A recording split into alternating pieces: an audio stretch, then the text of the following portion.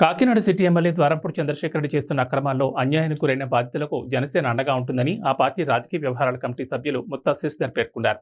Kakinada party కార్యాలయంలో Janasena party Kakinada city incharge Mutha Sasidhar, జన సైనికులు విలేకరులతో సమావేశం నిర్వహించారు. ఈ సందర్భంగా శశిధర్ మాట్లాడుతూ, రాష్ట్ర వ్యాప్తంగా సిటీ ఎమ్మెల్యే ద్వారంపూడి చంద్రశేఖర్ రెడ్డి ఆధ్వర్యంలో బియ్యం మాఫియా జరుగుతోందంటూ ప్రభుత్వానికి నివేదిక పంపినా చర్యలు తీసుకోలేదన్నారు. అలాగే మన్యం నుంచి కాకినాడ నగరంలోకి గంజాయి, ఇతర మాదక ద్రవ్యాలు తీసుకొచ్చి చీకటి వ్యాపారం చేస్తూ యువత జీవితాలను ఛిద్రం చేస్తున్నారన్నారు. కాకినాడ శివారు దుమ్మలపేటలో మరాడువులను ధ్వంసం చేసి భూములు కబ్జా చేయడానికి ప్రయత్నం చేశారని, పోర్టు భూముల కబ్జాకు ద్వారంపూడి ప్రయత్నించారన్నారు. శుక్రవారం రాత్రి పెట్రోల్ బంక్ యాజమాన్యం మధ్య వివాదం విషయంలో ద్వారంపూడి మనుషులు అక్రమాలు చేశారని, పోలీసుల సమక్షంలోనే బంకు కార్యాలయంలో ఉన్న నగదును దోచుకుపోయారన్నారు. ఇటువంటి అక్రమాలను అరికట్టాల్సిన పోలీసులు చర్యలు చేపట్టడం పోవడంపై ఆవేదన వ్యక్తం చేశారు. కాకినాడ నగరంలో ద్వారంపూడి అక్రమాలు, అన్యాయానికి గురైన వారికి జనసేన అండగా ఉంటుందంటూ భరోసా ఇచ్చారు. ఈ సమావేశంలో జనసేన నాయకులు తలాటం సత్య, చోడిశెట్టి శ్రీమన్నారాయణ, మనోహర్ గుప్తా, వాసిరెడ్డి శివ, మడ్డు విజయ్ కుమార్, బడే కృష్ణ, దుగ్గన బాబ్జీ, ఆకుల శ్రీనివాస్ తదితరులు పాల్గొన్నారు. చేసుకోవాల్సిన అవసరం ఉంది, మేము కాదు. మళ్ళీ అడగబోతున్నాం. మా నాయకుడే కాదు, రాష్ట్ర ప్రజలు, కాకినాడ ప్రజలు ఎన్నెన్నోసార్లు చెప్పారు. ఆ విషయాన్ని మళ్ళీ మేము ప్రశ్నిస్తున్నాం. దీని మీద ఎన్ని కేసులు పెట్టుకుంటారో పెట్టుకోండి. రాష్ట్ర వ్యాప్తంగా బియ్యం మాఫియాకి కర్త, క్రియ, క్రమ అంతా ద్వారంపూడి చంద్రశేఖర్ రెడ్డి. బియ్యం అక్రమ రవాణా ద్వారా ఈ 4 ఏళ్లలో దాదాపు 15,000 కోట్లు సంపాదించారు. ఈయన దోపిడీపై గతంలో జిల్లా జేసీ ప్రభుత్వానికి నివేదిక పంపిన చర్యలు తీసుకోలేదు. ఇది మా నాయకుడు. ఆ తర్వాత అన్ని రాజకీయ పార్టీలు ప్రశ్నించాయి. ఏవేళ కేసులు పెట్టారా? మా మీద తిరిగి కేసు పెడతారు. రేపు ఏం కేసు పెడతారో పెట్టుకోండి. నేను చేసిన అభియోగానికి కేసు పెడతారా? పెట్టండి. ఎన్ని కేసులు పెడతారో పెట్టండి. అరకు మన్యం నుండి కాకినాడ నగరంలోకి పెద్ద ఎత్తున గంజాయి తీసుకొచ్చి అణుచలతో చక్కెర వ్యాపారం చేస్తూ కోట్లు కొడుతున్నారు. యువత జీవితాలను చిత్రం చేస్తారు. ఇది కాదా? పవన్ కళ్యాణ్ గారు వారాహి జూన్లో ఆ మాట చెప్పినప్పుడు ఆ మన్నాడు 2-3 రోజుల్లోనే ఎస్పీ గారు కాకినాడ గంజాయి దొరికిన మాట చెప్పారు. ఆ తర్వాత సాయని కుర్రవాడిని అరెస్ట్ చేశారు.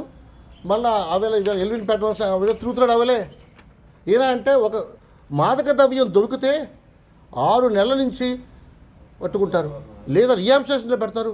3 నెలల్లో బట్టి తిరుగుతున్నారు ఏంటండి? కాకినాడలో హోల్సేలర్ని అరెస్ట్ చేయరు, రీటైలర్ని అరెస్ట్ చేస్తే 2-3 వారాల్లో రిలీజ్ చేసేస్తారు. సాయన్న కుర్రవాడు ఎల్విన్ పెట్టడం రిలీజ్ అయిన మాట వాస్తవం కాదా? అంటే మీరు కేసు పెట్టి విడిపించడం మీ సులభమైన బంధు కనుక అవసరమైతే హోల్సేలర్స్, రీటైలర్స్ ఇద్దరు అరెస్ట్ చేసి పక్కన వదిలేస్తారా? పెద్దాపురం, జగ్గంపేట, అనపతి తదితర నియోజకవర్గాల పరిధిలో కనుసెలలో పెద్ద ఎత్తున అక్రమం జరిగిన మాట వాస్తవం కాదా? వైసీపీ అధికారంలోకి వచ్చాక పెద్దాపురం, గండేపల్లి మండలంలో రామేశ్వరం మెట్టలో 100 ఎకరాల్లో గ్రావెల్ని తరలించి సొమ్ము చేసుకున్నారు. కొద్ది విస్తరణలో తవ్వకాలు అనుమతులు పొంది మొత్తం మెట్టని కొల్లగొట్టిన మాట వాస్తవం కాదా? ఆ మట్టితోనే జగనన్న ఇల్లు కాలనీ నింపింది వాస్తవం కాదా? ఆ మట్టితోనే మడవడులు నింపింది వాస్తవం కాదా? మీరు ఎన్ని చలాలు కట్టారు, ఎన్ని చేశారు? ఇది మేము ప్రశ్నిస్తే మళ్ళా కేసులు. కుంభాభిషేకం రేవు దగ్గర అదనపు బెడ్ నిర్మాణం పేరుతో భూములు ఆక్రమించేందుకు పన్నాగం పండి స్థానిక మత్స్యకారులు వైసీపీకి అనుగుణంగా లేని రేవును తరలించేందుకు కుట్ర చేసేందుకు వాస్తవం కాదా? ఆ ప్రాంతాన్ని కూడా మేము తీసుకెళ్ళి చూపించడం జరిగింది. ఆనాడు శంకుస్థాపన రాయి కూడా రాజశేఖర రెడ్డి గారి చేత వేయించిన మాట వాస్తవం కాదా?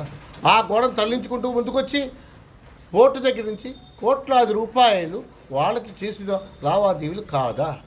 ఈవేళ ఈ ప్రశ్నలన్నిటికీ వాళ్ళ సమాధానం చెప్పాలి. భయపడేది లేదు. ఎన్ని కేసులు పెట్టినా ప్రశ్నిస్తూ ఉంటాం.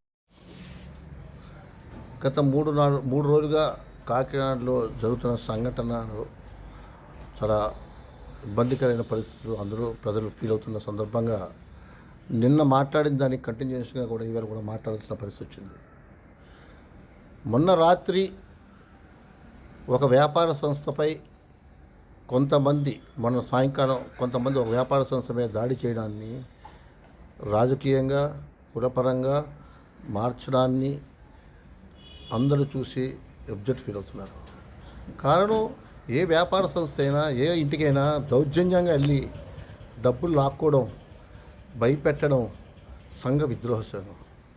ఈ దేశంలో చట్టాలు ప్రతి ఒక్కరికి రక్షణ కల్పిస్తున్నాయి. అంబేద్కర్ రాసిన రాజ్యాంగం ప్రతి చిన్న, పెద్ద, ఆడ, మగ, పిల్ల అందరికీ కూడా రక్షణ కల్పించే రాజ్యాంగం. కానీ ఈవేళ రాష్ట్రంలో రాజారెడ్డి రాజ్యాంగాన్ని తీసుకొచ్చేసారు.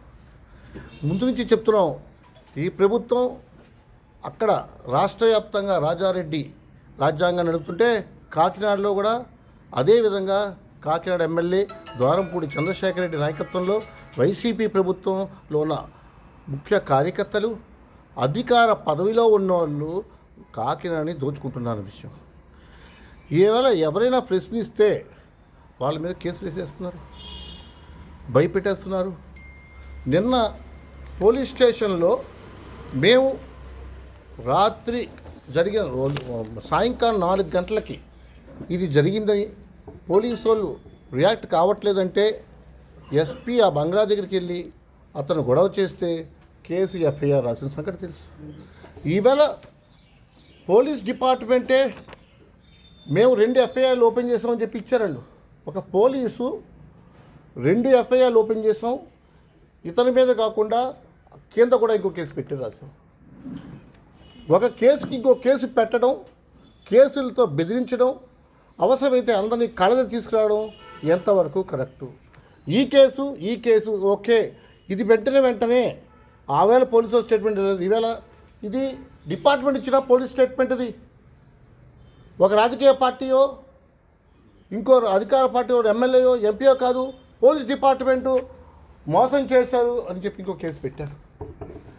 ఒక కేసుకి ఇంకో కేసు పెట్టేసి బెదిరించడం ఎంత కరెక్టు? లేని రింగ్ రోడ్డుకి లోకేష్ గారిని అరెస్ట్ చేస్తారంటారు. 240 కోట్ల రూపాయలు స్కిల్ డెవలప్మెంట్ కేసు అంటారు. ఒక ఆరోపణ చేస్తే ఆరోపణ పైన సమాధానం చెప్పడం మానేసి